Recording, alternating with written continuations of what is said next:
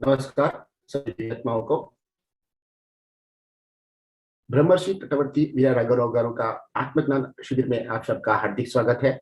हम देख रहे हैं कई दिनों से, पिछले 4-5 दिनों से हम विशेष रूप से नॉर्थ इंडियंस को तटवर्ती राघवराव गारू जी का जो संबोधन है, जो प्रवचन है, उसे हम हिंदी में समझने की कोशिश कर रहे हैं, क्योंकि हमने देखा है कि उत्तर भारत में पीएसएसएम मूवमेंट के जो ध्यान का विधान है, जो सिद्धांत है, उसको अलग अलग तरीके से सब लोगों को बताया जा रहा है। इस वजह से कई लोग आधा घंटा, पौना घंटा, 1 घंटा अथवा तो 1.5 घंटे के ध्यान में ही सीमित रह करके उनकी आत्मज्ञान की खोज एक जगह पे जाकर के स्थगित हो रही है। ध्यान के अंदर कुछ विशेष रूप से गाइडेड मेडिटेशन, कुछ विशेष रूप से वर्कशॉप्स इत्यादि प्रवृत्तियों की वजह से उनके अंदर बहुत सारे संशय हैं। तो उन्हीं के संलग्न में ध्यान महाचक्र में अथवा जूम के सेशन के माध्यम से तटवर्ती वीरा राघवराव गारू का जो संदेश कुछ दिव्यात्माओं ने पाया, सुना, तो उनको ये बात अजीब लगा, कुछ नया लगा, और उनके 1-2 सेशन में ही उनको वो सत्य ज्ञान प्राप्त होने लगा। तो उन सबकी परामर्श के बाद ही हमने ये सेशन को पूरे भारत में भ्रमण करके अथवा जूम के माध्यम से ये संदेश उनको दे करके सही सत्य ज्ञान, सही आत्मज्ञान और ध्यान के सही विधान को पहुंचाने हेतु हमारा यह प्रयास है। मैं आप सबसे नम्र विनती करूंगा कि ब्रह्मर्षि तटवर्ती वीरा राघवराव गारू का यह संदेश आप अपने जो सही साधक है उनको भी बताएं और अधिक से अधिक लोग इस सेशन का लाभ लेकर के धन्यता को प्राप्त करें, ध्यान की दिशा में, सही दिशा में आगे बढ़े। उसके लिए आप भी इस कार्य में सहभागी बने और आप स्वयं भी इन बातों को आचरण करके दिव्यता प्राप्त करें। धन्यवाद। అందరికీ నమస్కారం. కార్యక్రమం ప్రారంభించే ముందు ఇంతటి జ్ఞానాన్ని, అద్భుతమైన ఈ ధ్యాన మార్గాన్ని మనకు అందించినటువంటి గురువు గారు బ్రహ్మర్షి పత్రి గారికి ఒక్కసారి మనం ధన్యవాదాలు చెప్పుకుందాం. आप सबको तटवर्ती वीरा राघवराव गारू जी का नमस्कार। और हम सबको आज तक निरंतर इतने दिनों से आत्मज्ञान को और ध्यान विधान को अच्छी तरह से प्रबोधन देने वाले, मार्ग बताने वाले ऐसे हमारे प्रिय गुरु ब्रह्मर्षि पितामह पत्री जी को भी एक बार अभिवंदन बता करके इस कार्यक्रम को हम शुरुआत करेंगे। మనం గత 4 రోజుల నుంచి ఒక విషయం మీద చెప్పుకుంటున్నాం. हम पिछले 4 दिन से एक विषय के ऊपर बातें कर रहे थे। ఏమిటంటే మనమంతా కూడా ఈ మార్గంలోకి, పత్రి గారి మార్గంలోకి ఎందుకు వచ్చాము అంటే జ్ఞానం సంపాదించుకోవడానికి వచ్చాం. वो बात यह है कि हम लोग इस मूवमेंट में पत्री जी के सानिध्य में क्यों आए हैं, तो उसका जवाब है हम लोग ज्ञान प्राप्त करने हेतु ध्यान करने के लिए आए हैं। అటువంటి జ్ఞానం పొందాలంటే ఏం చేయాలో పత్రి గారు మనకి బోధిస్తున్నారు. तो उस तरह का जो सत्य ज्ञान है उसे प्राप्त करने के लिए हमें क्या करना चाहिए, वे बात पत्री जी लगातार उनके प्रबोधनों में बता रहे हैं। ఆయన ఏమన్నారంటే జ్ఞానం పొందాలంటే ముఖ్యంగా విగ్రహారాధన మానాలి, సత్యారాధన చేయాలి. पत्री जी ने ये कहा था, यदि आपको सत्य ज्ञान प्राप्त करना है तो मुख्य रूप से आपको पूरी तरह से विग्रह आराधना पूरी तरह से बंद करना चाहिए और सत्य आराधना आपको करनी चाहिए। కారణం ఏమిటి అంటే విగ్రహము దైవం కాదు, ఆత్మే దైవం కాబట్టి. क्योंकि विग्रह मूर्ति देव नहीं है, भगवान नहीं है, आत्मा ही भगवान है। అంచేత ఆత్మను ఆశ్రయిస్తేనే మనం ఆత్మజ్ఞానం పొందగలం. इसलिए यदि हम आत्मा को आश्रय देंगे तो ही हमको आत्मज्ञान प्राप्त होगा। అంచేత ఈ విషయం మనం చెప్పినప్పుడు చాలా మంది ఏమంటారంటే మరి విగ్రహారాధన వద్దని అంటున్నారు, మరి ఈ ఆలయాలు ఇవన్నీ ఎందుకు నిర్మించారు గొప్పవాళ్ళు పెద్దవాళ్ళే కదా ఎంత నిర్మింప చేసింది అని అడుగుతారు. तो यही बात जब हम औरों को बताते हैं तो उनके मन की जो संदेह है वो व्यक्त करते हैं, तो हमारे पूर्वजों ने, जो महानुभावों ने ही तो ये मंदिरें बनाए हैं, ये मंदिर उन्होंने फिर ऐसा है तो क्यों बनाया, तो इस तरह का संदेह हमें बताते हैं और वो सत्य बात को पूरी तरह से स्वीकार नहीं कर रहे हैं। శంకరాచార్యుల వారు కూడా మరి ఈ ఆలయ నిర్మాణాలు, మందిర నిర్మాణాలు ప్రోత్సహించారు కదా అని అడుగుతారు. आदि शंकराचार्य ने भी ये आलय संप्रदाय को, मंदिर बनाने की बात को उन्होंने प्रोत्साहन दिया था, तो वे क्यों किए, इस तरह के संदेह हमारे सामने प्रस्तुत करते हैं। కానీ శంకరాచార్యుల వారు కూడా చాలా స్పష్టంగా జ్ఞాన మార్గం వల్లే మనం ముక్తిని, మోక్షాన్ని పొందగలం, కానీ కర్మ మార్గం వల్ల మనం ఏ మోక్షాన్ని కానీ ముక్తిని కానీ పొందలేమని చెప్తారు. शंकराचार्य ने जी ने जिन्होंने ये सारी मंदिरों का निर्माण करने में हमें प्रोत्साहन दिया था, उनके स्वयं के प्रबोधनों के अंदर भी उन्होंने ये कहा कि हम ज्ञान मार्ग द्वारा ही मोक्ष प्राप्त कर सकते हैं, कर्म मार्ग द्वारा कभी भी हम मोक्ष को प्राप्त नहीं कर सकते हैं। కర్మ మార్గము అంటే పూజలు, कर्म मार्ग मतलब पूजा विधान, భజనలు, भजन, స్తోత్రాలు, स्तोत्र पढ़ना, జపాలు, जप करना, యజ్ఞ యాగాలు లాంటివి. यज्ञ इत्यादि कर्म, లాంటివి వీటి వల్ల మోక్షం అన్నది రాదు. इस तरह के कर्म से कभी हमें मोक्ष प्राप्त नहीं होता है। అందుచేతే శంకరాచార్యుల వారు జ్ఞానం వల్లనే ఆ ముక్తి, మోక్షం అని చెప్పడం జరిగింది. इसलिए शंकराचार्य जी ने भी ज्ञान द्वारा ही मुक्ति और मोक्ष मिलेगा, ऐसा उन्होंने कहा था। ఆయన భారతదేశం అంతా పర్యటించినప్పుడు उन्होंने जब पूरे भारत का भ्रमण किया था, तब శంకరాచార్యుల వారు ఎంతో మంది గురువుల్ని ఈ జ్ఞానం వల్లనే మోక్షము అన్న విషయాన్ని బోధిస్తూ వాళ్ళని మరి నిజంగా ఈ జ్ఞానం మార్గం వైపు నడిపించడం జరిగింది. जब वो भारत भ्रमण कर रहे थे, तभी भारत के सभी गुरुओं को उन्होंने मिला था और उनसे वो सज्जन साङ्गत्य करके, उनसे बातें करके उनको भी ये चीज को महसूस कराया कि ज्ञान द्वारा ही मोक्ष प्रदान होगा, पूजा विधान से ये चीज संभव नहीं है। ये बातें बता करके उनको अनुभव पूर्वक महसूस करा करके उनको भी आत्मज्ञान की दिशा में आगे बढ़ने के लिए प्रेरित किए थे। వాళ్ళకున్న అనేక సందేహాలు ఆయన నివృత్తి చేశారు. इतना ही नहीं, उन्होंने उन परम गुरुओं का बहुत संदेह, उनकी बहुत डाउट्स थे, उनको भी उन्होंने दूर करके आत्मज्ञान की दिशा में आगे बढ़ने के लिए प्रेरित किया था। మరి అటువంటి శంకరాచార్యుల వారు కూడా ఈ ఆలయాల్ని, అంటే మందిరాల్ని ఎందుకు ప్రోత్సహించారు? तो इतने महान आत्मज्ञानी शंकराचार्य ने भी यही आलय संप्रदाय मंदिर निर्माण कार्यक्रम में क्यों उन्होंने प्रोत्साहन दिया?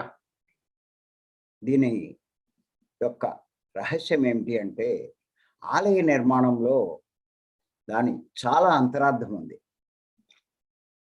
इनके पीछे भी एक गर्भित रहस्य है। आलय निर्माण के अंदर भी बहुत सारे गर्भित बातें हैं जो हम अभी आज सुनेंगे। ఆ మందిర నిర్మాణంలో ఉన్నటువంటి అంతరార్థాలు మనం తెలుసుకుంటున్నాం. उस मंदिर के निर्माण कार्यक्रम के अंदर जो अंतरार्ध है, उसके बारे में हम जान रहे हैं। ఇప్పటిదాకా జరిగింది సూక్ష్మంగా చెప్పుకున్నాం. अब तक हम उन बातों को सूक्ष्म तरीके से समझ रहे हैं। మందిరంలో దేవిని ప్రతిరూపమైన విగ్రహం ఉంటుంది. मंदिर में भगवान के प्रतिरूप का एक मूर्ति होता है। దాని అర్థం మానవ దేహంలో సత్యమైన దైవం ఉన్నాడు. उसी तरह मानव देह के अंदर, मानव शरीर के अंदर सत्य रूप में एक देव आत्मा उपस्थित है। అంటే గుడి నిర్మాణం మానవ దేహాన్ని ప్రతిబింబిస్తుంది. मतलब मंदिर का जो निर्माण है वो मानव शरीर का ही एक प्रतिबिंब है, ऐसा बताने के लिए उन्होंने ये किया था। మానవ దేహమే దేవాలయం అని బోధిస్తుంది. और उनके प्रबोधन में उन्होंने स्पष्ट रूप से कहा मानव देह ही देवालय है। అలాగే ఎవరైనా సరే మందిరానికి దైవ దర్శనానికి వెళ్తారు. इसीलिए सभी मंदिर जो जाते हैं वो देव दर्शन के लिए ही जाते हैं। దాని అర్థం దేహంలో ఉన్న దైవాన్ని దర్శించాలని చెప్పడం. उनका मतलब आपके शरीर के अंदर जो देवत्व मौजूद है उनका दर्शन करना ही है। అలా వెళ్ళిన వాడు ముందు బయట దుమ్ముతో ఉండే చెప్పులు వదులుతాడు. इस तरह से जो मंदिर के अंदर प्रवेश करने वाला व्यक्ति सबसे पहले मंदिर के बाहर ही जो धूल मिट्टी से भरा हुआ हमारे जूते वहीं पे छोड़ के फिर हम अंदर प्रवेश करते हैं। దీని అర్థం ముందు మన మనసులో పేరుకుపోయిన దుమ్ము లాంటి అర్షడ్ వర్గాలు వదిలించుకోమని. इनका मतलब हमारे मन के अंदर जो मलिन है ऐसा हमारे अर्षद वर्गों को दूर करके फिर हम अंदर प्रवेश करते हैं, उसका यह प्रतीक है। తర్వాత గుడి చుట్టూ 3 సార్లు ప్రదక్షిణలు చేస్తారు. तत्पश्चात हम पूरे मंदिर के बाहर से 3 बार प्रदक्षिणा करते हैं। దాని అర్థం మనలో ఉన్నటువంటి తమో రజో సత్వ గుణాలు అధిగమించమని.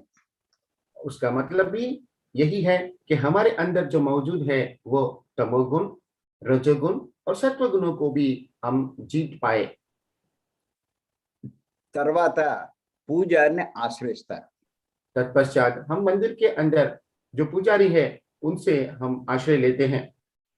దీని అర్థం ఒక సద్గురువుని ఆశ్రయించమని. मंदिर के अंदर उपस्थित वो पुजारी एक सद्गुरु का प्रतिबिंब है। అప్పుడు పూజారికి కొబ్బరి, పళ్ళు, అగరబత్తి, కర్పూరం సమర్పిస్తారు. तब हम उस पुजारी को नारियल, अगरबत्ती, फल, फूल इत्यादि समर्पित करते हैं। అప్పుడు పూజారి కొబ్బరి పగలగొట్టి ఉన్న ఆ ఒక్క పిలక తొలగించి మరి ఈ అగరబత్తి వెలిగిస్తాడు. ఆ రకంగా ఆ హారత కర్పూరం అన్ని వెలిగిస్తూ ఉంటాడు. तत्पश्चात वो पुजारी हमारे दिया गया वो श्रीफल, हमारे द्वारा दिया गया वो श्रीफल को फोड़ते हैं और उसके अंदर एक छोटी हम पहले से बना के लाए थे वो छोटी को भी निकाल करके फिर अगरबत्ती को प्रज्वलित करते हैं और साथ में जो आरती कपूर हमने उनको प्रस्तुत दिए थे उसको भी वो प्रज्वलित करते हैं। అంటే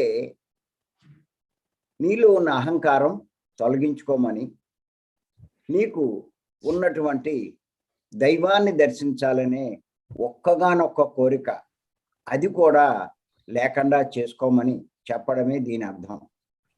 उनका मतलब ये हुआ कि आपके अंदर का जो अभी उसे त्याग करना है और भगवान को दर्शन करने की जो एकमात्र इच्छा है अब वो इच्छा को भी यहाँ पे आपको त्याग करने की, छोड़ने की प्रेरणा देने का ही तात्पर्य होता है।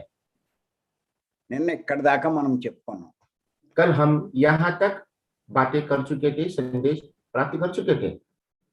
మిగిలిన విషయాలు ఈరోజు తెలుసుకుందాం. आगे की बात आज हम यहाँ पे समझेंगे। ఆ తర్వాత ఏం చేస్తామంటే గంట మోగించి ఆ నాదం వింటాం. उसके बाद पे जो मंदिर में जो घंटा होता है बड़ा, जिसे बेल कहते हैं, उसको हम बजाते हैं और उनकी जो ध्वनि जो तरंगों के रूप में उपस्थित होता है उसे हम सुनते हैं। దీని అర్థం ఏమిటి అంటే తీవ్ర ధ్యాన సాధన చేస్తూ ఉన్నప్పుడు इसका मतलब ये है जब हम तीव्र ध्यान साधना करते हैं तब నీ అంతరంలోని ఓంకార నాదాన్ని వినాలని చెప్పడమే దీని అర్థం. आपके अंतर में जो ओमकार नाद है उसे सुनने के लिए ही हमें वो प्रेरणा देते हैं। ఇది చాలా ఇంపార్టెంట్. यह बात अति आवश्यक है। ధ్యానం చేసే వారికి, ధ్యానంలో వచ్చిన వారికి ఈ విషయం బాగా తెలుసుకోవాలి, అర్థం చేసుకోవాలి. ध्यान साधना करने वाले साधकों को ये बात को पूरी तरह से अच्छे से समझ लेनी चाहिए। ప్రతి ఒక్కరూ కూడా కోరుకునేది ఏంటి అంటే మోక్షాన్ని కోరుకుంటారు. हर कोई व्यक्ति जो यहाँ पे ध्यान साधना करते हैं वो मोक्ष प्राप्त करना ही चाहते हैं। మోక్షం అంటే దుఃఖంలోంచి శాశ్వతంగా బయటపడ్డాం. मोक्ष मतलब दुख राहित्य जीवन, అంటే ఇంకా జన్మ లేని స్థితి. मतलब अभी कोई हमारा जन्म शेष नहीं रहना। మరి ఈ స్థితి కావాలి అంటే ఎవరైనా సరే ఆ దైవాన్ని సాక్షాత్కరింప చేసుకోవాలి. तो आपको यह स्थिति प्राप्त करना है तो कोई भी हो चाहे उनको ये बात को पूरी तरह से समझ लेना चाहिए और वो अंतर की आत्मा को दर्शन करने की आवश्यकता होती है। ఆ దైవ దర్శనం చేసుకునే ముందు ఎవరైనా సరే ఏం జరుగుతుంది అంటే ఆ శరీరంలో ఉన్నటువంటి ఓంకార నాదం ఎప్పుడు అది మోగుతూనే ఉంటుంది. ఆ वो ఆ నాదాన్ని వినాలి. वो दैव दर्शन करने की स्थिति में जब आप ध्यान में पूरी तरह से लीन होते हैं तो हमारे अंतर से वो एक ओमकार नाद उत्पन्न होता है। तो हम उस ओमकार ध्वनि को गंभीरता पूर्वक उसे महसूस करते हुए रहना चाहिए। అంచేత ఎవరైనా సరే ఈ పరాకాష్ఠకి చేరినప్పుడు, ధ్యానంలో పరాకాష్ఠకి చేరినప్పుడు ముందు ఓంకార నాదాన్ని వింటారు. तो हम जैसे जानते हैं कि जब हम ध्यान में लीन होते हैं, ध्यान में एक अच्छी स्थिति को प्राप्त करते हैं, तब सबसे पहले हमको ओमकार नाद सुनाई देता है। ఆ తర్వాతే ఆత్మ సాక్షాత్కారం జరుగుతుంది. तत्पश्चात ही हमें आत्म साक्षात्कार प्राप्त होता है। మరి ఈ ఓంకార నాదం వినాలి అంటే అంత తేలికైన విషయం ఏం కాదు. तो ये ओमकार नाद हमारे अंतर से जो उत्पन्न हो रहा है वो सुनना है तो वो इतना आसान बात नहीं है। ఎంచేతంటే మన మనసులో ఏ మాత్రం శబ్దం ఉన్నా అంతరంలో ఉన్న ఆ నాదాన్ని మనం వినలేం. क्योंकि हमारे मन के अंदर यदि किसी भी तरह का कोई भी विचार है अथवा तो कोई भी आवाज है, कोई भी ध्वनि है, तो हम अंदर की जो ओमकार नाद है उसे कभी हम सुन नहीं पाएंगे। అంచేత ఎవరైనా సరే ఆ ఓంకార నాదాన్ని వినాలి అంటే అంతర్నిశబ్దం అంటే ఇన్నర్ సైలెన్స్ సాధించాలి. इसीलिए इस तरह से किसी को भी वो अगर ओमकार नाद को सुनना है तो अंतर मन से पूरी तरह से निशब्द होकर के, पूरी तरह से साइलेंस होकर के उस ओमकार नाद को सुनने की प्रयत्न करनी चाहिए। Inner silence. अंतर निशब्द, अंतर मन की सभी बातों को बंद करना। అంచేత మనసులో ఏ రకమైన ఆలోచన ఉండకూడదు. इसीलिए मन में किसी भी तरह का विचार नहीं होनी चाहिए। అసలు మనసే పని చేయకూడదు. अगर एक बात कहे तो हमारा मन पूरी तरह से काम करना छोड़ देना चाहिए। మనసు ఎటువంటి వికారాలు ఉండకూడదు. मन में किसी भी तरह का विकार नहीं होने चाहिए। అటువంటి స్థితి మనం సాధించాలి. उस तरह का स्थिति को हमें प्राप्त करना चाहिए। అటువంటి స్థితి శ్వాస పత్రి గారు మనకి ఇచ్చినటువంటి శ్వాస మీద ధ్యాస వల్ల మాత్రమే మనం సాధించగలం. वह स्थिति पत्री जी ने जो हमें मार्ग बताया, श्वास के ऊपर ध्यान केंद्रित करना, ये मार्ग द्वारा ही संभव है। అంతేకాని గైడింగ్ మెడిటేషన్ వల్ల ఆ స్థితి మనకి రాదు. इतना ही है, लेकिन किसी भी तरह का गाइडेड मेडिटेशन से हमको वो स्थिति कतई प्राप्त नहीं होगा। ఎందుచేతంటే ఆ గైడింగ్ మెడిటేషన్‌లో వాళ్ళు ఏయ్యో మాటలు చెప్తూ ఉంటారు. మనం వింటూ ఉంటాం. మనసుతో వింటూ ఉంటాం. क्योंकि वो गाइडेड मेडिटेशन के अंदर जो हमारे गुरु है, जो ज्ञान बताते हैं, वो तरह-तरह की बातें बताते रहते हैं और हम उन बातों को मन से लगातार सुनने का प्रयत्न करते रहते हैं। అంచేత ఆ మనసు యొక్క గందరగోళంలో మనకి ఈ యొక్క నాదం, భగవంతుని యొక్క నాదం, ఆ ఓంకార నాదం మనం వినలేము. इस तरह उनकी गाइडेड मेडिटेशन की बातें लगातार हम सुनते रहते हैं। इस वजह से हम बाहर की बातों में, बाहर की शब्द में ही हम रहते हैं और अंतर्मन की जो ओमकार नाद है, उनको हम सुनने के लिए असमर्थ हो जाते हैं। ఇంచేతంటే మీరు చూడండి, బయట బాగా శబ్దాలు ఉంటాయి. మనం మాట్లాడుకుంటున్నాం. మన మాటలు ఎవరికీ వినపడవు. क्योंकि आप समझ सकते हैं, जब बाहर बहुत सारी बातें हो रही हैं और यहाँ पे भी हम बात कर रहे हैं, तो हमको वो बातें अच्छी से समझ में नहीं आती हैं। అంచేత బయట నిశ్శబ్దంగా ఉంటేనే మన మాటలు మనం వినగలుగుతాం. इसी तरह से यदि बाहर से कोई आवाज नहीं होती है, तो ही हमारी बातें हमको अच्छे से समझ में आता है। మనం ఎంత మెల్లిగా మాట్లాడుకున్నా వినగలుగుతాం. हम चाहे कितने भी धीमी गति से हम बात करेंगे, तभी भी हमें वो बात को अच्छे से समझ पाते हैं। బయట ఎక్కువ శబ్దం ఉన్నప్పుడు మనం ఎంత గట్టిగా మాట్లాడినా మనకి వినపడదు. यदि बाहर आवाज ज्यादा हो रहे हैं, तब हम कितने भी ऊंचे स्वर में बातें करते हैं, तब भी हम हर बात को अच्छे से समझ नहीं पाते हैं। మన మాటలు వినాలి అంటే బాహ్య నిశ్శబ్దం ఉండాలి. यदि हमको हमारी बातें सुनना है, तो बाहर किसी भी तरह की आवाजें नहीं आनी चाहिए। అలాగే అంతరంలో ఉన్న ఆ భగవన్ నాదం అంటే ఓంకార నాదం మనం వినాలి అంటే అంతర్నిశ్శబ్దం మనం సాధించాలి. इसी तरह से यदि हमारे अंतर्मन की जो अंतरार्थ में जो ओमकार नाद है, उसे सुनना है, तो बाहर से पूरी तरह से निशब्द होनी चाहिए, साइलेंस होनी चाहिए, शांति होना चाहिए।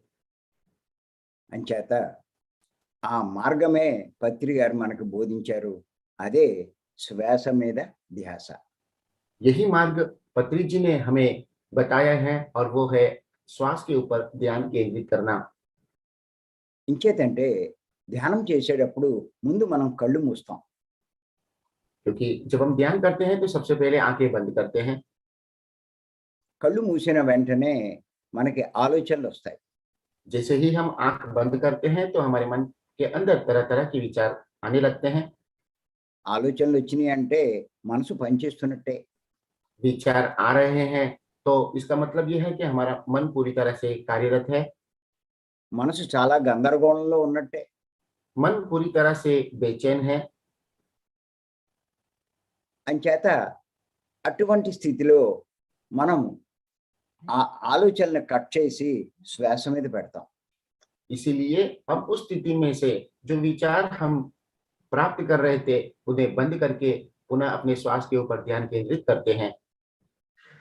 ఎప్పుడైతే అలా పెట్టామో మళ్ళీ ఆలోచనలోకి వెళ్తాం. जैसे ही हम विचारों को बंद करके हमारे श्वास के ऊपर ध्यान केंद्रित करते हैं, फिर से हमारा मन उन विचारों के प्रति आकर्षित होते हैं। ఇలా చెయ్యగా చెయ్యగా ఈ ఆలోచనలన్నీ ఈ యోచనలన్నీ మెల్లిమెల్లిగా తగ్గిపోతాయి. हमारा बार-बार उन विचारों को कट करके श्वास के ऊपर पुनः पधारने की जो क्रिया को बार-बार करने से हर बार धीमे-धीमे से वो सारे विचार बंद हो जाते हैं। మెల్లిగా అన్నీ ఆగిపోతాయి. फिर थोड़े समय के बाद में सब कुछ रुक जाते हैं। మనసు పని చేయదు. फिर हमारा मन पूरी तरह से निष्क्रिय हो जाता है। నిశ్శబ్ద స్థితిలోకి వెళ్తుంది. फिर हम साइलेंस स्थिति में, निःशब्द स्थिति में पहुंच जाते हैं। అలాంటి స్థితిలో మనం గంటలు గంటలు కూర్చోవాలి.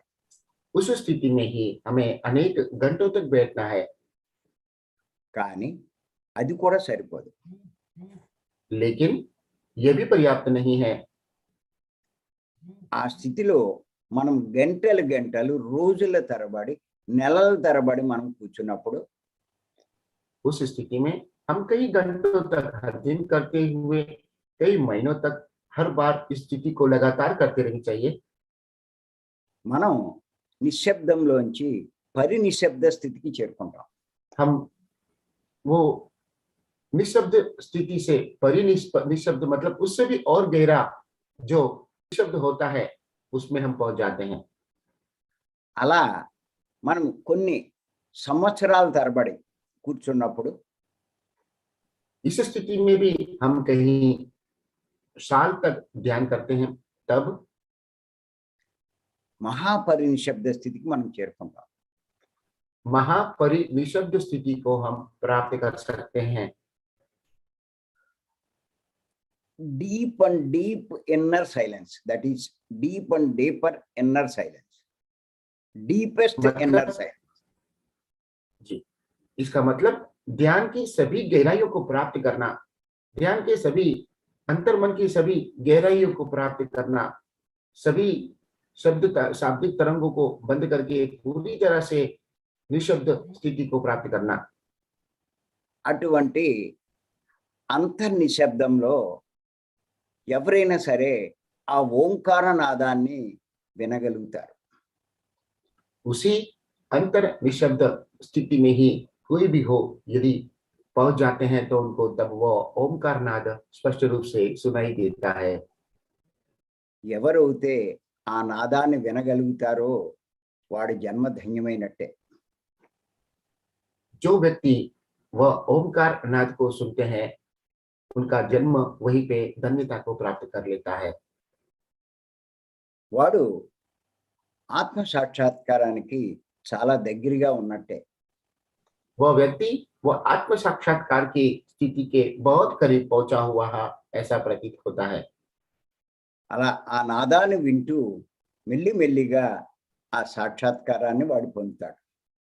इस तरह से वो ओमकार नाद को सुनते सुनते धीमे धीमे से वो पूरी तरह से आत्म साक्षात्कार को प्राप्त करता है।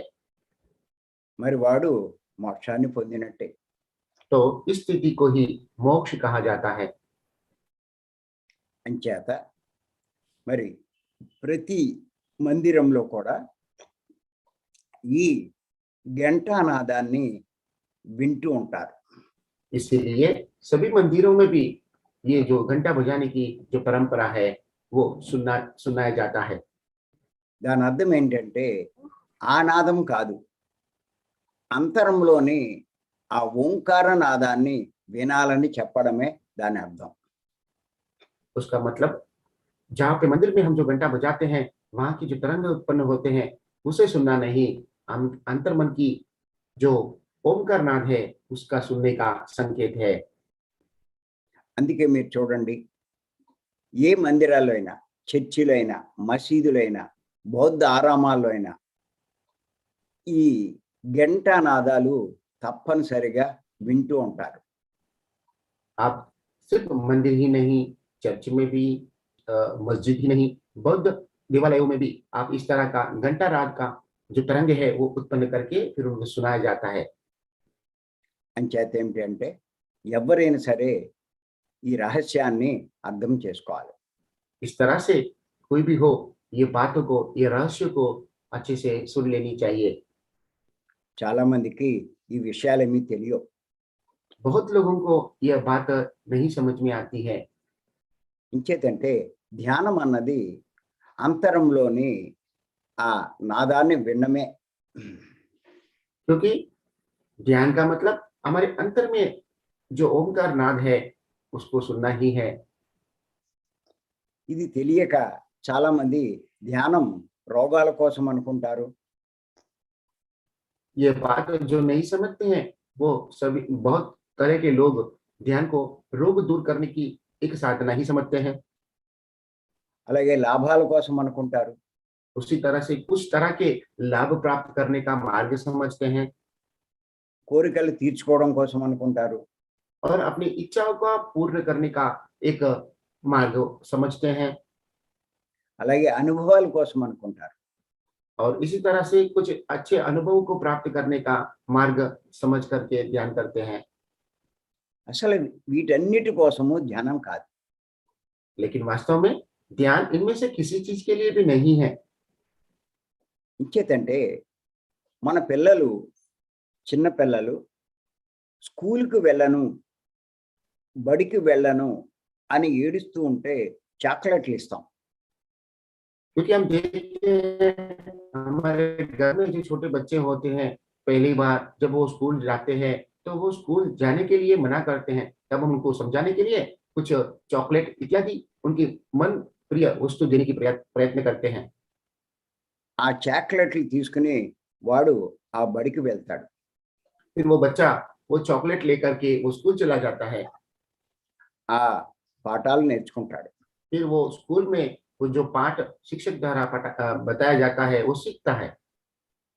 అలాగే ఈ ధ్యాన మార్గంలో కూడా అందరూ ఇందులోకి రావడానికి, ఈ ధ్యానం మీద ఆసక్తి కలిగించడానికి ఈ చాక్లెట్లు లాంటివే ఈ అనుభవాలు, ఈ లాభాలు ఇవన్నీ కూడా. तो उसी तरह से सभी लोगों को ध्यान मार्ग में लाने के लिए, उनको प्रेरित करने के लिए ही ये तरह तरह के अनुभव, ये रोग दूर होना और अनुभव आना, यह एक तरह का प्रलोभन ही है। అంతే తప్ప వీటి వల్ల ఏమీ ప్రయోజనం లేదు. इतना ही है, लेकिन इससे हमें कोई भी प्रयोजन नहीं है। ఈ అనుభవాలు వచ్చినా ఏమీ ఉపయోగం లేదు. అటువంటి వాళ్ళు ఈ ధ్యానంలో పొందేది కూడా ఏమీ ఉండదు. जो अनुभव हम प्राप्त करते हैं उससे हमें कोई फायदा नहीं है, और उस तरह के अनुभवों से हमारे जीवन में किसी भी तरह का लाभ नहीं होता है। అంచేత అందరూ అర్థం చేసుకోండి, ఇటువంటి వాటి మీద మనం దృష్టి పెట్టకూడదు. इसीलिए आप सब समझ जाइए, हमें इस तरह की बातों के ऊपर कभी दृष्टि केंद्रित नहीं करनी चाहिए। మనం ఈ ధ్యానం ద్వారా సృష్టిలోనే అత్యంత గొప్పదైనటువంటి ఆ మోక్ష స్థితికి చేరుకోవాలి. हमें ध्यान के द्वारा सृष्टि में अत्यंत मोक्षदायक जो स्थिति है उसे प्राप्त करने हेतु ही हमें यहाँ पे ध्यान करना चाहिए। అటువంటి మార్గమే పత్రి గారు మనకు అందించారు. అదే శ్వాస మీద ధ్యాస. वही मार्ग पत्री जी ने हमें प्राप्त करवाए हैं, और वो है श्वास के ऊपर ध्यान केंद्रित करना। మొన్న మహిళా ధ్యాన చక్రంలో కూడా పత్రి మేడం చాలా స్పష్టంగా చెప్పారు. अभी जो महिला ध्यान माचक्र 3 हुआ था, उसके अंदर भी पत्री मैडम ने भी स्पष्ट रूप से एक बात कही है। ఆవిడ ఏమన్నారంటే, ఇన్ని రకాలు ఉన్నాయి, ఇవన్నీ ధ్యానం కాదు, ఒక్క శ్వాస మీద ధ్యాసే అసలైన ధ్యానం అని చెప్పారు.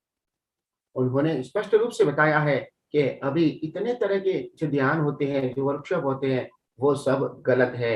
एकमात्र श्वास के ऊपर ध्यान केंद्रित करना ही सही विधान है।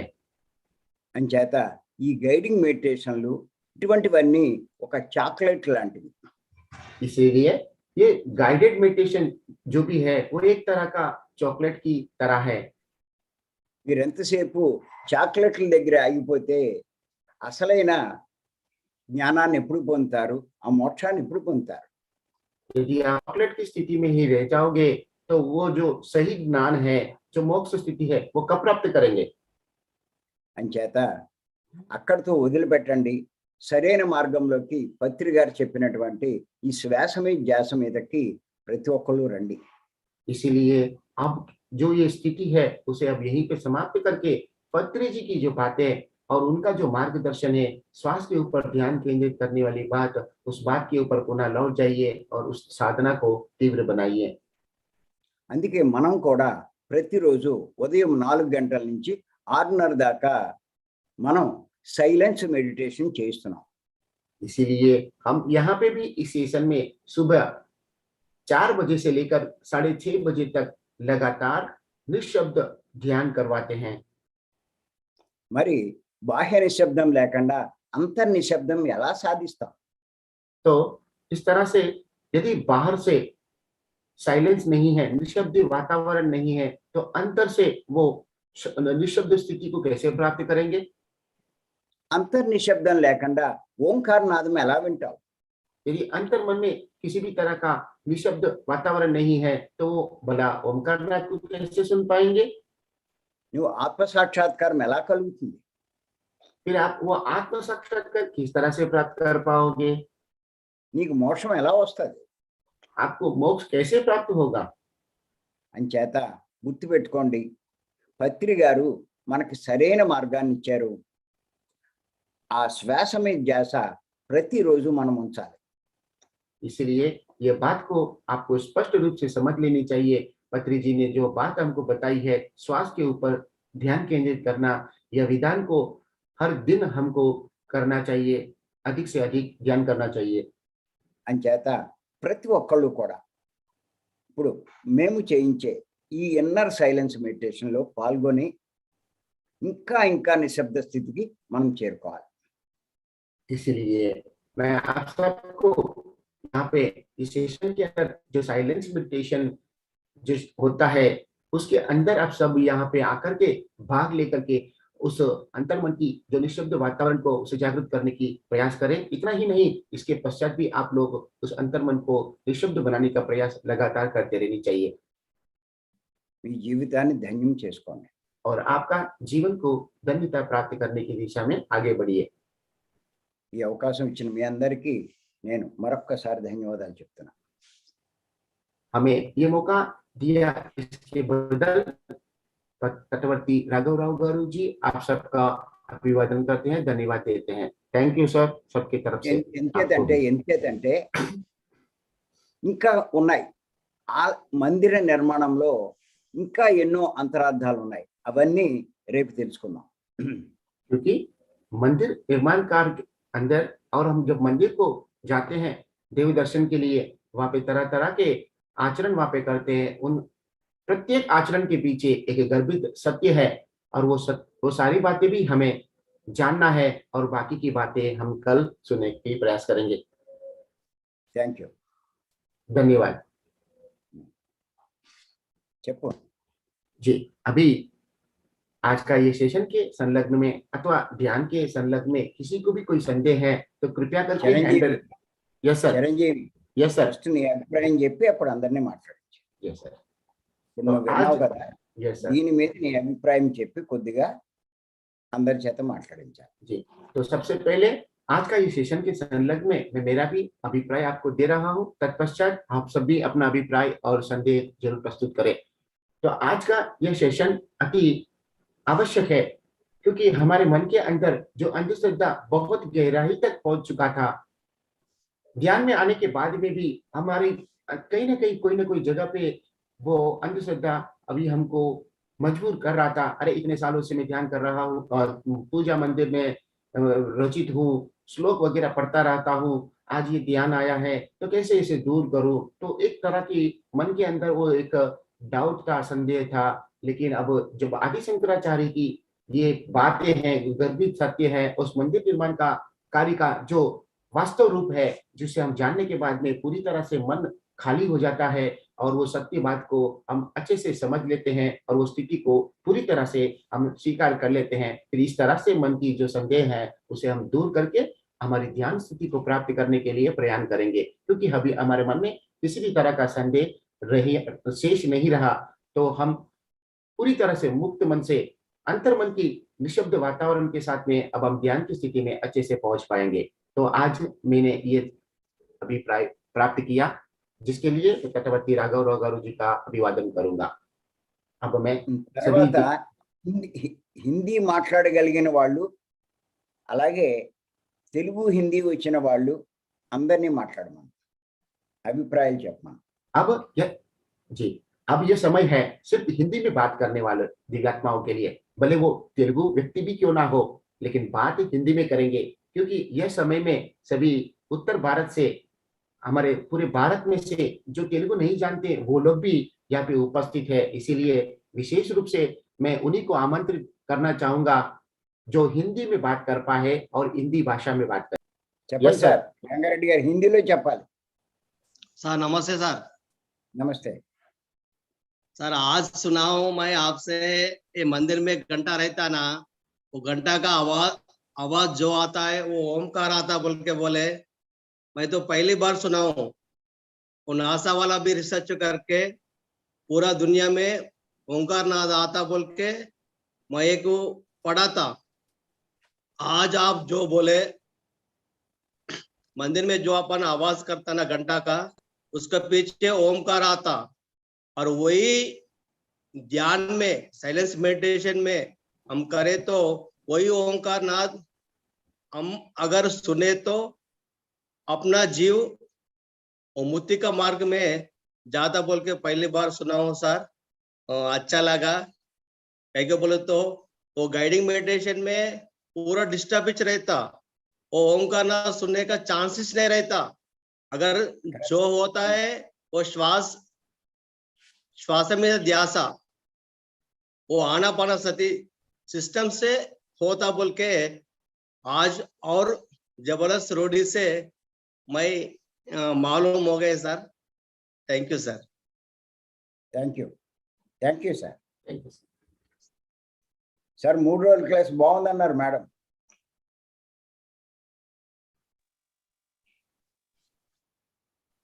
మూడు రోజుల క్లాస్ బాగుందన్నారు.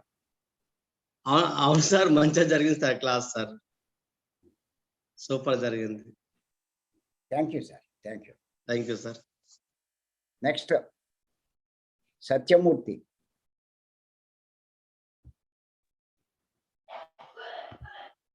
మధు చూడరా.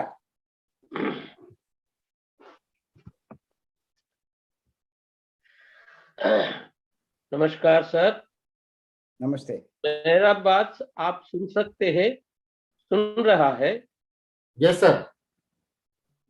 आवाज मेरा ठीक है sir? Yes sir. Thank you. पहले मैं पत्री जी को प्रणाम करता हूँ, बाद में चक्रवर्ती साहब को और राज्यलक्ष्मी माता को और आपको यानी चिरंजीवी साहब को और सारे अपने ध्यानी को इस जूम में जो भाग ले रहे हैं उस सभी को मैं प्रणाम करते हुए मैं आज के बारे में थोड़ा बात सुनाना चाहता हूँ। ऐसे तो बात करने में तो मुझे डर लग रहा है, क्योंकि बहुत सारे दिन हुआ मैं हिंदी छोड़ के, हिंदी में तो मैं पढ़ा हाई स्कूल में, ये बात करना की आदत नहीं है, फिर भी मैं साहस करता हूँ। ऐसे तो अभी 3-4 दिन से ये तटवर्ती साहब का हिंदी में अनुवाद चल रहा है, ये ब्रह्म ज्ञान का। यह बहुत ही खुशी की बात है, आनंद की बात है का सारे जगत ये अवसर, ये ज्ञान प्राप्त करने का अवकाश मिला है। और साहब तो आज की विषय क्या है? आलय यानी देवल। देवल में जो होता है, जो कार्यक्रम होता है, उसका अंतरार्थ बताए जा रहा है। पिछले दिन में क्या नारी देवल जाने का, पहले तो देवल ही अपना शरीर का प्रतिनिधि कह रहा है। जैसा शंकराचार्य ने बताया, देहो देवालय प्रोक्त जीवो देवो सनातन, ऐसा ही अपना देह ये मानव देह देवालय की प्रतिनिधि है, प्रतिबिंब, प्रतिरूप। यस, ये मानव देह देवालय की प्रतिरूप है और आत्मा ही देवालय की मूर्ति अपना प्रतिबिंब, आत्मा का प्रतिबिंब, निज रूप।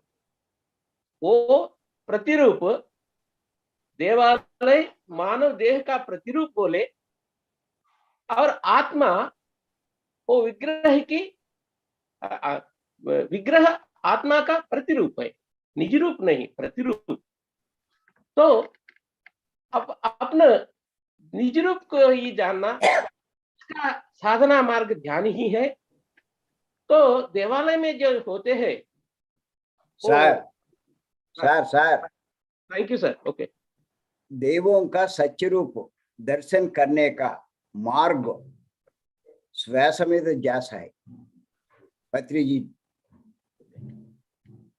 Yes sir. बोला सा क्या अच्छा है। अच्छा, thank you thank you. Thank you sir. Suguna Suguna madam sir కొంచెం నాలెడ్జ్ కొంచెం రికలెక్ట్ అవ్వట్లేదు, కొంచెం మెల్లిగా స్లోగా చెప్తున్నారు ఆయన. సరే नमस्ते सर। నమస్తే మేడం. सर कल से जो मंदिर के बारे में बता जा रहे हैं, तो अंदर बाहर चप्पल छोड़ने का अंतरार्थ और 3 बार घूमने का अंतरार्थ और अंदर नारियल फोड़ने का और उसका जो चोटी निकालने का, वो सब का अंतरार्थ बहुत अच्छा लगा सर। पहले भी मैं आपका क्लास में सुनी हूँ, लेकिन कल से जो बता रहे हैं वो अच्छा समझ में आ गया, बिना लिखे भी माइंड में फीड हो गया। तो बाहर वालों को भी बताने के लिए भी अच्छा समझ में आ गया, अच्छे से समझ में आ गया। अभी आज भी बहुत अच्छा लगा सर, समझ में आ रही है और मैं दूसरों को भी बताना चाहती हूँ। ऐसे ही हिंदी वालों को तो मैं बताती हूँ, वैसे भी जैसे चिरंजीवी सर बताते हैं उतना डीप से नहीं बता सकूंगी, लेकिन जैसे आम बातों के जैसे बता सकती हूँ। Thank you ma'am. Thank you sir. చెప్పండి ఆవిడ ఏం చెప్పింది ఒకసారి తెలుగులో. మేడం ఏం చెప్తున్నారంటే, ఈరోజు మీరు ఈ క్లాస్లో చెప్పినటువంటి ఈ మాటలు నేను ఇంతకు ముందు కూడా విన్నాను, కానీ ఈరోజు మళ్ళీ విన్న తర్వాత నాకు పూర్తిగా ఇవి అర్థమయ్యాయి. ఈ మాటలు నేను ఇతరులకు కూడా చెప్తూనే ఉన్నాను, తెలుగు వారికి మరి హిందీ వారికి కూడా నేను చెప్తూనే ఉన్నాను. సో ఈ మాటలు నాకు చాలా బాగా అర్థమైపోయాయి మళ్ళీ క్లాస్ విన్న తర్వాత. ఈ క్లాస్ వల్ల నాకు చాలా లాభం జరిగిందని చెప్తున్నాను. Thank you madam. Suguna. Jaya Parmar. నమస్తే మ్యామ్. नमस्ते सर। हाँ, नमस्ते जी। నమస్తే నమస్తే. नमस्ते।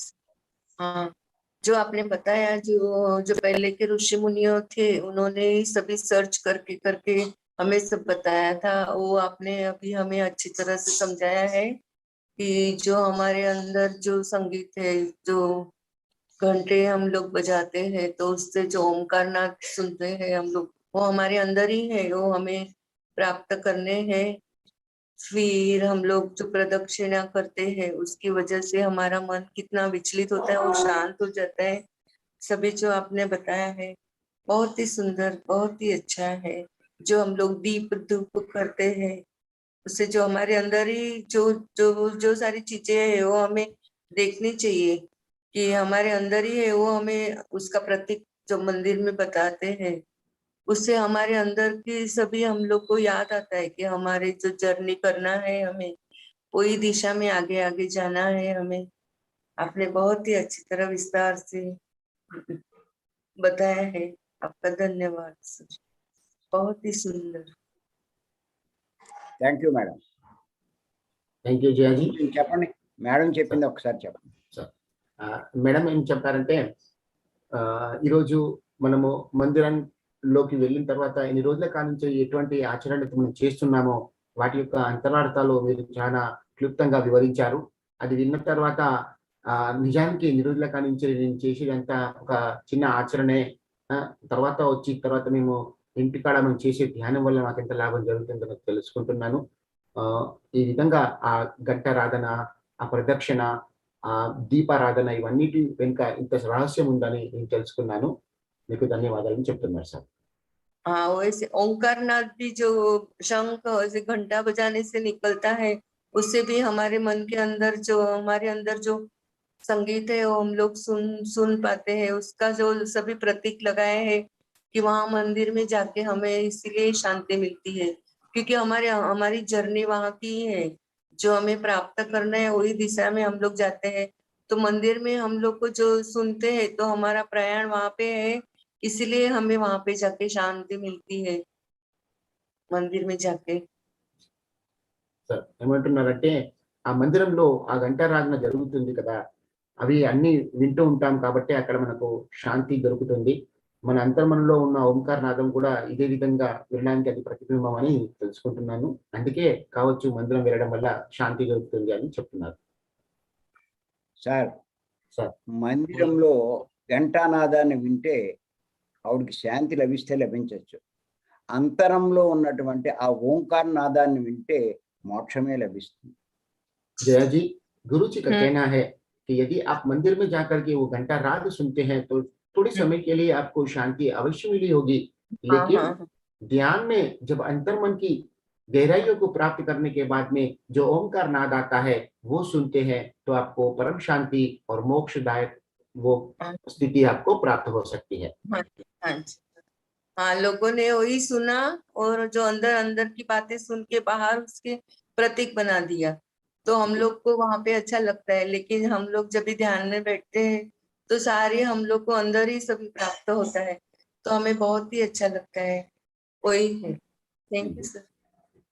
అంటున్నారంటే అందరూ చెప్పిన మాటలు అందరూ వింటున్నారు, అదే సత్యం అని అనుకుంటున్నారు, కానీ ధ్యానంలో వెళ్ళిన తర్వాత ఓంకార నాదం వింటనే ఇంత పరమశాంతి దొరుకుతుందని తెలుసుకుంటున్నానని చెప్తున్నారు. ధన్యవాదాలు చెప్తున్నారు.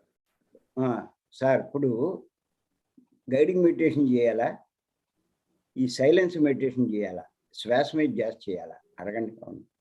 तो जया जी, गुरु जी को आपका पूछना है कि अब आपको क्या लगता है, साइलेंस मेडिटेशन चाहिए या गाइडेड मेडिटेशन करना चाहिए?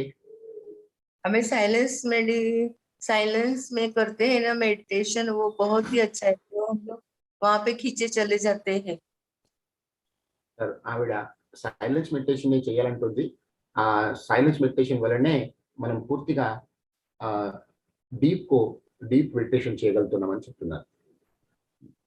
Thank you madam. Thank you ma'am. Dayanand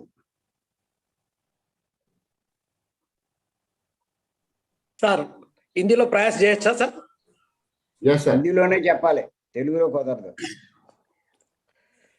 पूज्य गुरुदेव जी की साष्टांग प्रणाम, सभी ज्ञानियों को मेरा प्रणाम। आप जो 3-4 दिन से बता रहे विग्रहाराधना क्यों नहीं करना चाहिए, सत्याराधना ही क्यों करना है, इस बारे में आप बता रहे। हमारा विग्रहाराधन में मंदिरों में जो विग्रह है वो हमें शरीर में जो है वही हम मंदिर में देखते हैं। शरीर के अंदर जो है वो मंदिर में हमें प्रतिरूप है, आत्मा का प्रतिरूप, भगवान की प्रतिरूप ही वो विग्रह है। मंदिर में प्रतिरूप है। हमारे देह में सत्य रूप, हमारे देह में सत्य रूप जो है वो मंदिर में प्रतिरूप है। हम मंदिर में जाते समय हम जूते, जो मैल रूप जूते छोड़ के जाते हैं, वो क्यों है कहते हैं, हमारा जो अंदर काम क्रोध है वो छोड़ने जैसा हमें दिखाने के लिए हम जो चप्पला छोड़ते हैं वहां, ऐसे ही हम मंदिर के अंदर जाने के बाद 3 ప్రదక్షిణ करते हैं। ఈ రోజు ఒక ఇంపార్టెంట్ పాయింట్ చెప్పాను, దాని మీద ఫోకస్ చేయండి. నిన్న చెప్పిన ఈ రోజు చెప్పిన ఒక ఇంపార్టెంట్ పాయింట్, దాన్ని ఫోకస్ చేయండి. त्रिगुण छोड़ने का वो संदेश है। वैसे అవన్నీ వద్దు సార్. దయానంద్ గారు అవన్నీ వద్దు.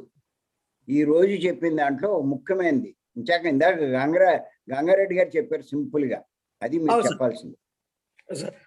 हम सत्य ज्ञान प्राप्त करने के लिए हमें साइलेंस मेडिटेशन करना चाहिए, क्योंकि वो घंटानाद है घंटानाद से ओंकार हमको प्राप्त होता है, वैसे ही हमारा अंदर जो साइलेंस मेडिटेशन करते हैं, श्वास में ध्यान से साइलेंस मेडिटेशन करते हैं, हमारे अंदर जो निरंतर वो नाद है, ओंकार नाद, वो हम सुन सकते हैं। वो पूरा महापरिशून्य में हमारा मन जाता है, तब हमारा अंदर जो ओंकार नाद है हम सीधे से हम सुन सकते हैं, हम पा सकते हैं, मोक्ष मार्ग में जा सकते हैं। ये कर्म मार्ग से मोक्ष नहीं मिलता है, कर्म मार्ग से, पूजा से या स्तोत्र से मोक्ष नहीं मिलता, केवल साइलेंस मेडिटेशन से ही हमारा मोक्ष मिलता है। हमारा अंदर जो जागृत है वो ओंकार नाद हम सीधा सुन सकते हैं, हम मोक्ष मार्ग तक जा सकते हैं। ये बातें आप बताएं सर, धन्यवाद। Thank you Bhaskar.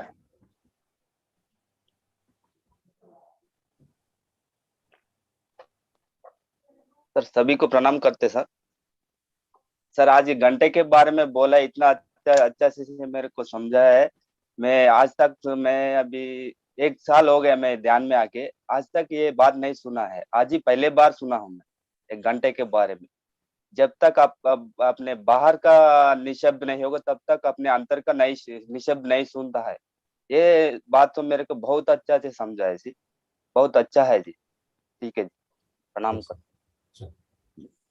సార్ ఫాల్గుని దేశాయ్ గారు ఒక మెసేజ్ పెట్టారు, ఆమె మాట్లాడమన్నా సార్? మాట్లాడమన్నా। यस, फाल्गुनी देसाई जी को मैं आमंत्रण दे रहा हूँ, कृपया वो अपने आप को अनम्यूट करके जो अपनी क्वेश्चन मुझे यहाँ पे टेक्स्ट के रूप में मुझे प्रस्तुत किया है, कृपया सर से डायरेक्ट बात करें। यस फाल्गुनी जी, अपने आप को अनम्यूट करेंगे?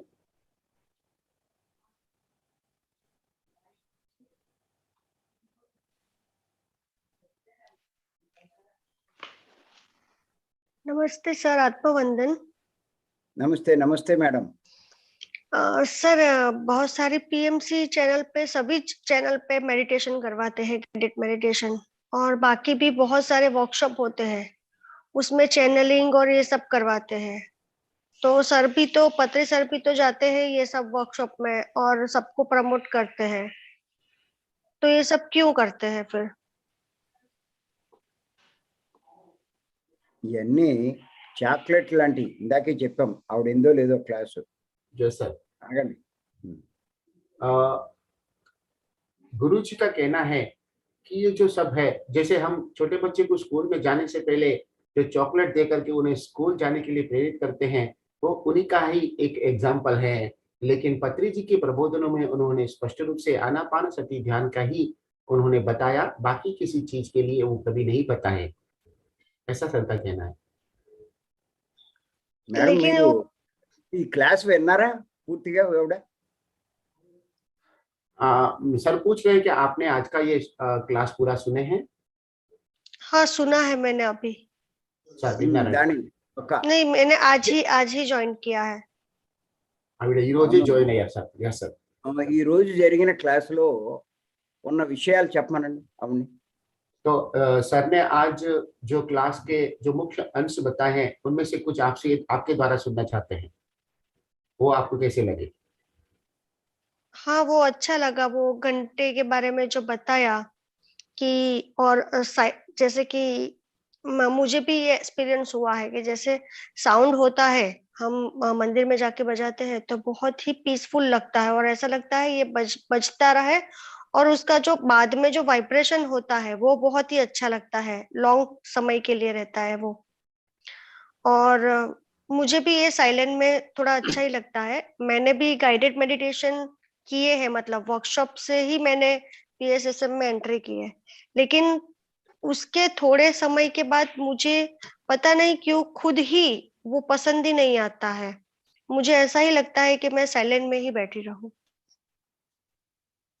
సార్ అక్కడ ఏం చెప్తున్నారంటే, మందిరంలోకి వెళ్ళిన తర్వాత ఘంటారాధన మనం చేస్తాం కదా, దాంట్లో వచ్చే ఆ తరంగాలు వింటుంటే శాంతి మనకు కొంచెం సమయం వరకు దొరుకుతుంది కదా, అది మీరు చెప్పిన మాటతో కూడా నేను తెలుసుకున్నాను। నేను కూడా ఆ యొక్క అంతర్మన్లోకి ఆ మాటలు వినాలండి, నాకు కూడా ఎన్నోసార్లు తపన అనిపించింది। మరి ఇంకో విషయం ఏంటంటే నేను కూడా మరి గైడెడ్ మెడిటేషన్ వల్లనే కొన్ని సెషన్ల ద్వారానే ఈ యొక్క PMC లోకి నేను చేరుకున్నాను. నేను కూడా కొన్ని రోజుల క్రితం వరకు కూడా గైడెడ్ మెడిటేషన్ చెప్పేదాడిని. కానీ ఎక్కడో ఒకడ నాకు కూడా ఇది నాకు కరెక్ట్ అనిపించలేదు. అందుకని నేను కూడా సైలెన్స్‌గా ఉండిపోవాలని నాకు లోపల నుండి మెసేజెస్ వస్తూనే ఉన్నాయి అని చెప్తున్నాను సార్. ఇప్పుడు అంతరంలో ఉన్నటువంటి ఆ ఓంకారనాదం వినాలి అంటే అంతర్నిశబ్దం అవసరమా కాదా?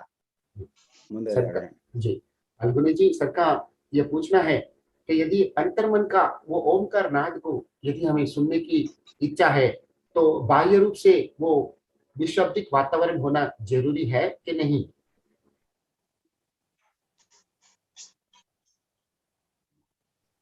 यस फाल्गुनी जी अपने आप को अनम्यूट करेंगे.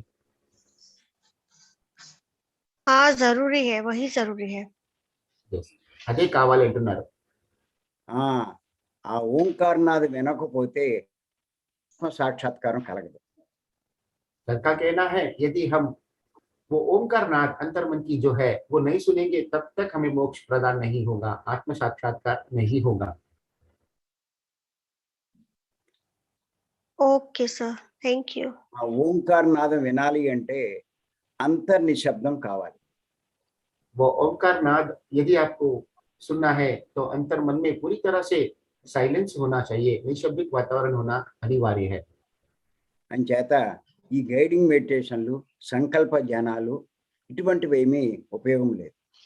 इसीलिए ये गाइडेड मेडिटेशन और वो संकल्प ध्यान जो यहाँ पे चलते हैं सभी जगह पे, उनका कोई असर नहीं होगा. यस इवన్నీ सर, కూడా बोलो बोलो. यस सर, मुझे भी मतलब ये फील होता है. అంచేత ఎవరైనా సరే ఇది అర్థం చేసుకోవాలి. ఇది అర్థం కాకపోతే వారు చాలా నష్టపోతారు. तो हम सबको ये बात को स्पष्ट रूप से समझ लेनी चाहिए. यदि हम ये बात को नहीं समझेंगे तो हमारी जो साधना है उसके अंदर कहीं ना कहीं कोई ना कोई त्रुटि होने की वजह से हमें जो लाभ प्राप्त करना है वो नहीं मिल पाएगा. ఇవన్నీ కూడా ధ్యానంలోకి తీసుకురావడానికి ఆసక్తి కలిగించడానికి చాక్లెట్ లాంటివి. जो आपने कहा है वो सभी तरह के कृत्य लोगों को किसी भी तरह से ध्यान मार्ग में लाने के लिए दिया जाने वाले कुछ प्रलोभन मात्र ही है, और वो थोड़े समय के लिए ठीक है. ध्यान में आने के बाद हमें इसी इनर साइलेंस को और साइलेंस मेडिटेशन को ही स्वीकार कर लेनी चाहिए. Thank you madam.